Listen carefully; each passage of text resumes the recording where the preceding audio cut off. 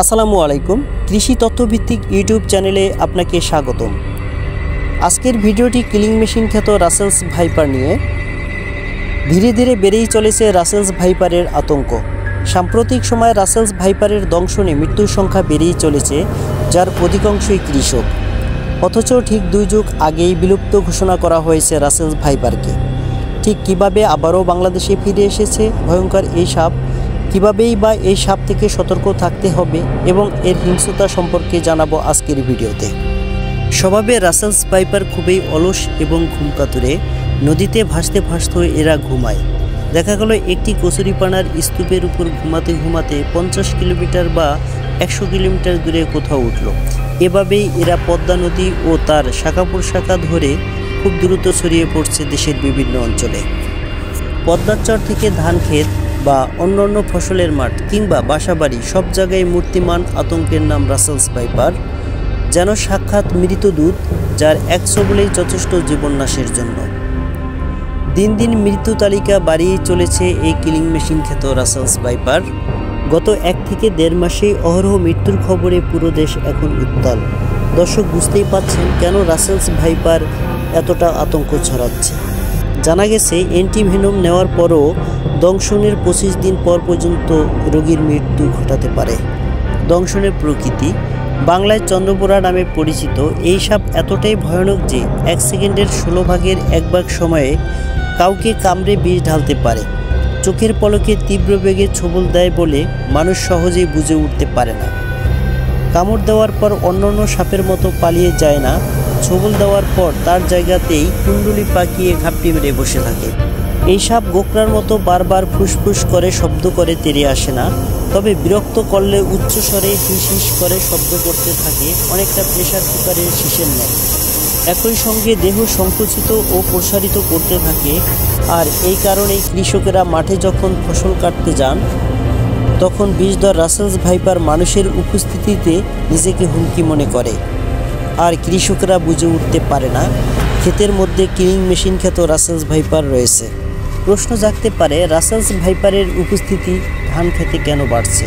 ইঁদুর, ব্যাঙ, টিকটিকি ও ছোট পাখি রাসেলস ভাইপারের প্রিয় খাবার।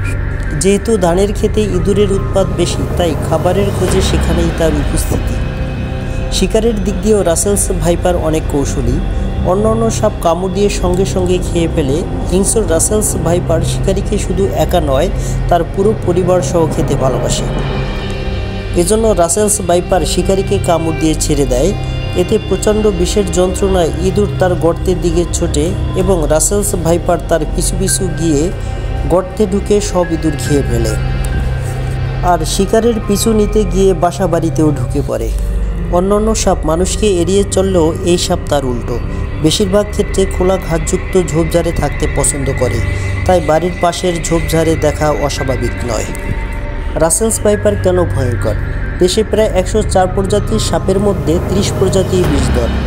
রাসেলস ভাইপার অন্যতম হওয়ার কারণ, সাপটি দংশনের সময় সর্বোচ্চ পরিমাণ বিষ ঢেলে দিতে পারে, যা রক্তে প্রবাহিত হয়।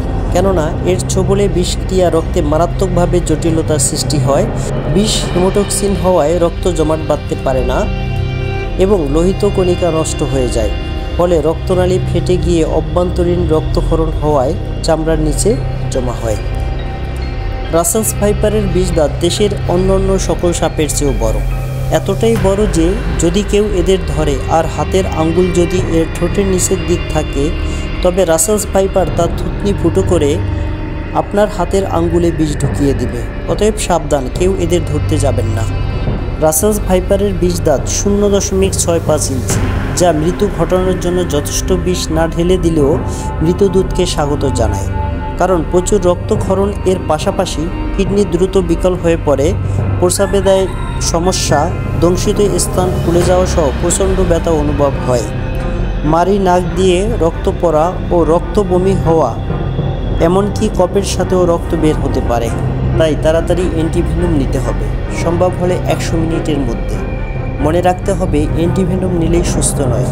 গোকরা সাপের বিষ নিউরোটক্সিন বলে সরাসরি কেন্দ্রীয় স্নায়ুতন্ত্রে আঘাত করে, তাই এদের বিষ নষ্ট করতে অ্যান্টিভেনমই যথেষ্ট। ভাইপারদের বিষ হিমোটক্সিন, তাই রক্ত জমাট বাঁধিয়ে দেয়। তাই শরীরের বিভিন্ন স্থানে রক্ত চলাচল থামিয়ে দেয়। বিশেষ করে হৃৎপিণ্ড, যকৃৎ, ফুসফুস, কলিজা, বৃক্ক ইত্যাদি আক্রান্ত হয়ে রক্ত প্রবাহ বন্ধ হয়ে মৃত্যুর কারণ হয়ে দাঁড়ায়। রাসেলস ভাইপার সাপে আক্রান্ত ব্যক্তির কামড় খাওয়া হাত বা পা ফুলে ওঠে ও ফোস্কা পড়ে। তাই হাত পায়ের আংটি, বালা বা ব্রেসলেট জাতীয় কিছু থাকলে সাথে সাথে খুলে ফেলতে হবে, নইলে ফোলা হাত হতে আংটি, চুড়ি, ব্রেসলেট খোলা সম্ভব হবে না। রাসেলস ভাইপার বিষাক্ত হলেও এটা অলস প্রকৃতির একটি সাপ।